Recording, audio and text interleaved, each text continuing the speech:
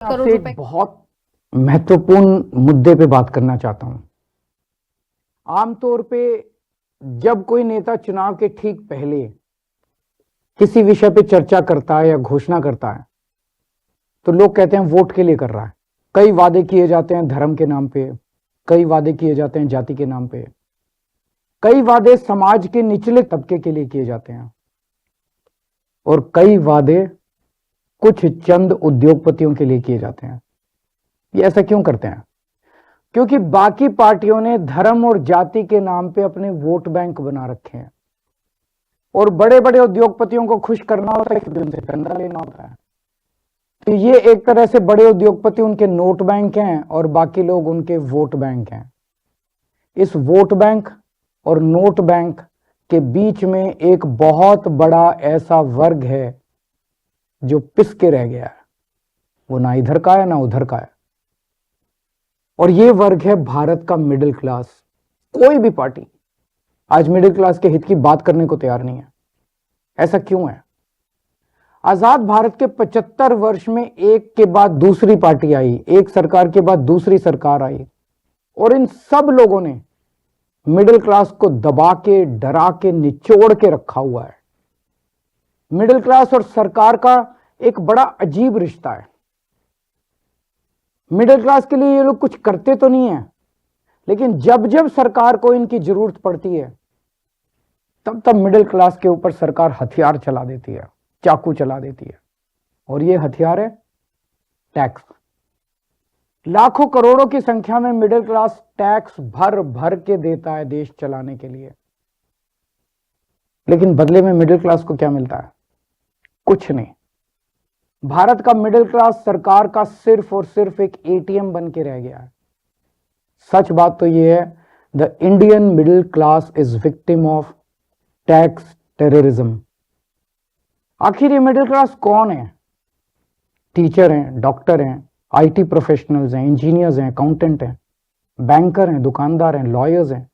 इन जैसे हजारों सामान्य लोग जो मिलके हमारा देश चलाते हैं, ये मिडिल क्लास है। और इन सब के मतलब मिडिल क्लास के क्या सपने होते हैं? उनके कोई बहुत बड़े सपने नहीं है। वो अपने लिए एक अच्छी नौकरी या बिजनेस चाहते हैं, एक अपना घर चाहते हैं, बच्चों के लिए अच्छी शिक्षा चाहते हैं। ये सब चाहते हैं कि उनका परिवार हमेशा स्वस्थ रहे, सुरक्षित रहे। इन सब को पूरा करने के लिए एक आम आदमी, एक मिडिल क्लास का आदमी अपनी पूरी जिंदगी दिन रात मेहनत करता है और बस यही उम्मीद करता है कि उसे सरकार से कुछ थोड़ी सी मदद मिल जाए। लेकिन सच क्या है? आज अधिकतर सरकारें ना उनके लिए अच्छे स्कूल बना रही हैं, ना उनके लिए अच्छे अस्पताल बना रही है, ना उनको रोजगार दे पा रही है और ना उन्हें सुरक्षा दे पा रही है, ना क्राइम को कंट्रोल कर पा रही है। सच्चाई है कि इस वर्ग को सबसे ज्यादा हमारे देश में परेशान किया जाता है और कोई देश नहीं है जहां मिडिल क्लास को इतना परेशान किया जाता हो। आपको पता है, अगर एक मिडिल क्लास परिवार साल में 10-12 लाख रुपए कमाता है तो income tax, GST, toll tax, education cess, sales tax, property tax, corporate tax, service tax, registration tax, capital gain tax वगैरह वगैरह वगैरह, ये सारे टैक्स मिला के एक मिडिल क्लास की 50% से ज्यादा आमदनी केवल और केवल सरकार को टैक्स देने में चली जाती है। अब तो दूध पे भी टैक्स लगता है, दही पे भी टैक्स लगता है, पॉपकॉर्न पे भी टैक्स लगता है, यहां तक कि पूजा के सामान पे भी टैक्स भरना पड़ता है। घर लेना हो तो टैक्स, घर बेचना हो तो टैक्स, गाड़ी खरीदो तो टैक्स, गाड़ी बेचो तो टैक्स, बच्चों को अच्छी शिक्षा देनी हो तो पहले प्राइवेट स्कूल की महंगी फीस की मार और उसके ऊपर अच्छे कॉलेज भेजने के लिए एजुकेशन लोग और उसकी ईएमआई पे डबल मार।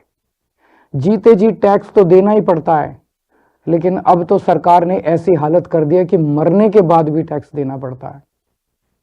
और इस टैक्स टेररिज्म के बीच मजाल कि वो अपने सपने पूरे करने की कोशिश करे। सच्चाई ये है कि आज एक यंग मिडिल क्लास कपल, शादीशुदा कपल, उसके लिए फैमिली प्लानिंग एक फाइनेंशियल डिसीजन बन गया है। जब वो बच्चा पैदा करते हैं तो पहले सोचते हैं, उनके मन में सब, क्या हम इस बच्चे की परवरिश अफोर्ड कर पाएंगे? कहां पहुंच गया हमारा समाज? यही सब परेशानियों की वजह से बहुत से लोग देश छोड़ के जा रहे हैं।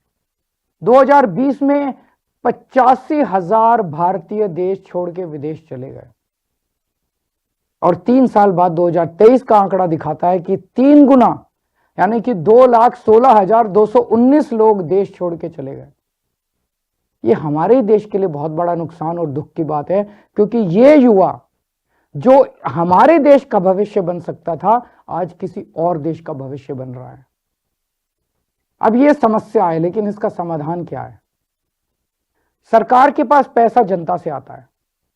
अब इस पैसे को खर्च करने के 2 ही तरीके हैं। या तो सरकार इस पैसे को जनता की भलाई पे खर्च करे, शिक्षा पे, स्वास्थ्य पे, ऐसी बेहद जरूरी बुनियादी सुविधाएं बेहतर करे, लोगों का जीवन बेहतर करे, और या फिर दूसरा तरीका है कि अपने उद्योगपति दोस्तों को कर्ज दे दे और थोड़े दिन में वो कर्ज माफ कर दे, जनता के पैसे डुबो दे। हमारी दिल्ली सरकार ने पहला तरीका चुना। हम जनता के पैसे जनता पे खर्च करते हैं।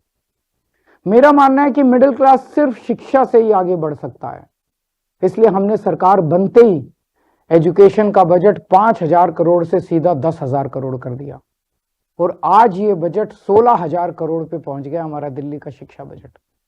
हमने सरकारी स्कूलों को इतना बेहतर बना दिया, इतना बेहतर बना दिया, ये स्कूल आज इतने अच्छे हो गए कि 4 लाख बच्चे प्राइवेट स्कूल छोड़ के सरकारी स्कूल में आ गए। अब बहुत बड़े स्तर पे मिडिल क्लास लोग अपने बच्चों को यहां सरकारी स्कूल में भर्ती करा रहे हैं।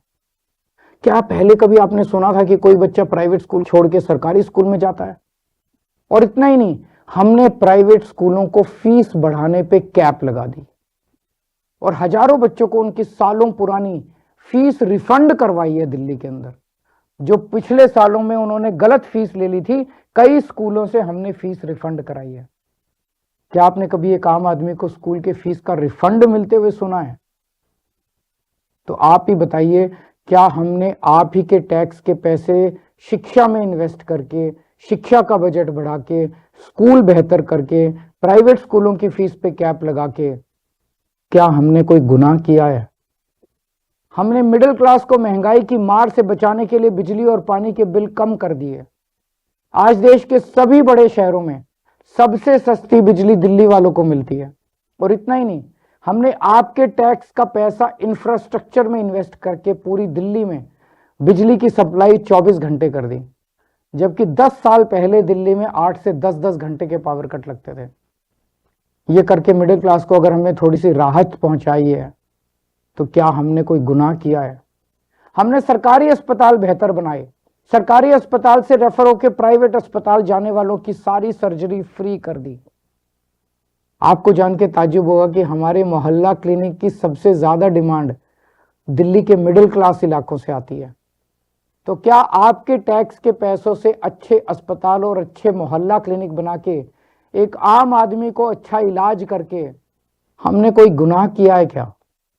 अब इस मिडिल क्लास के अंदर भी एक वर्ग है जिनके बारे में सरकार ने कभी नहीं सोचा, वो है हमारे सीनियर सिटीजन। सीनियर सिटीजन्स ने, हमारे बुजुर्गों ने पूरी जिंदगी ईमानदारी से टैक्स भरा। मोटे मोटे तौर पे देखें तो एक एवरेज मिडिल क्लास का आदमी रिटायर होते होते कम से कम अपनी पूरी जिंदगी में 1 से 1.5 करोड़ रुपए का टैक्स तो दे ही देता है। इसके बदले में उसको क्या मिलता है? भगवान ना करे उसको कोई बड़ी बीमारी हो जाए, ना उसको इंश्योरेंस कंपनी कुछ देती, ना सरकार उसका हाथ पकड़ती। इसलिए आने वाले चुनाव के बाद हम दिल्ली में संजीवनी योजना लागू कर रहे हैं। इस योजना के तहत 60 साल से ऊपर के सभी सीनियर सिटीजन्स को सरकारी और प्राइवेट अस्पताल में बिल्कुल फ्री इलाज मिलेगा। तो आप बताइए, अगर आपके टैक्स के पैसे से आपके घर के बुजुर्गों को ही नहीं, पूरी दिल्ली के हर बुजुर्ग को अच्छा इलाज मिल जाए, तो क्या हमने कोई गुनाह किया है क्या? कभी सोचा आपने, जब यही चीज दूसरे देशों की सरकारें करती है तो हम वाह वाह करते हैं, यूरोप, लंदन, पेरिस, वो लोग करते हैं तो हम वाह वाह करते हैं, लेकिन हमारे देश में हम सब इसके खिलाफ बोलते हैं। ऐसा क्यों होता है? इसका कारण है कि सरकार ने मिडिल क्लास को एक तरह से मानसिक गुलाम बना दिया है। जब आपका ही टैक्स में दिया हुआ पैसा आपके ऊपर खर्च होता है या समाज पे खर्च होता है तो उसको फ्री की रेवड़ी कह के आपका अपमान किया जाता है। हां, यह बात तो सच है कि आपके पैसों से बहुत सारे गरीबों को भी बिजली पानी मुफ्त मिलती है, बस ट्रैवल मुफ्त मिलता है। आप सोचते होंगे मेरे पैसे से किसी और पे ये क्यों लगाया जा रहा है, लेकिन आज मैं आपसे कहना चाहता हूं इसका जवाब मुझसे बेहतर आपके माता पिता देंगे। आज हमारे जो छोटे छोटे शहरों में मिडिल क्लास है ना, इनमें से 99% के माता पिता गरीब थे। उन्होंने अपने खून पसीने की कमाई से गरीबी से मिडिल क्लास तक पहुंचने का सफर तय किया है। उनसे पूछ के देखना, उनको सरकार अगर थोड़ी सी मदद दे देती, उनको सरकार से थोड़ी मदद मिल जाती, थोड़ी सहूलियत मिल जाती, तो उन बचाए हुए पैसों को जोड़ के वो क्या क्या कर सकते थे।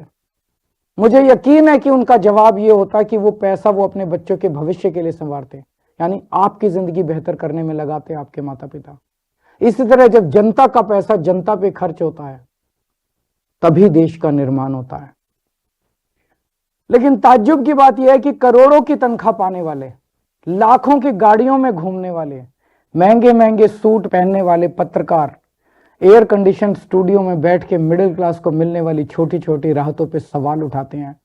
बड़े बड़े सरकारी कोठियों में रहने वाले नेताओं को आप ही के पैसों से फ्री बिजली मिलती है, आप ही के पैसे से फ्री पानी मिलता है, आप ही के पैसे से ऐशो आराम की सारी सुविधाएं मिलती है, तब उसे फ्री की रेवड़ी नहीं कहते। हमने दिल्ली में मिडिल क्लास को राहत देने की पूरी कोशिश की और आगे भी हम करते रहेंगे। मिडिल क्लास को ऊपर पहुंचाने में कोई कसर नहीं छोड़ेंगे, उनको राहत देने में कोई कसर नहीं छोड़ेंगे।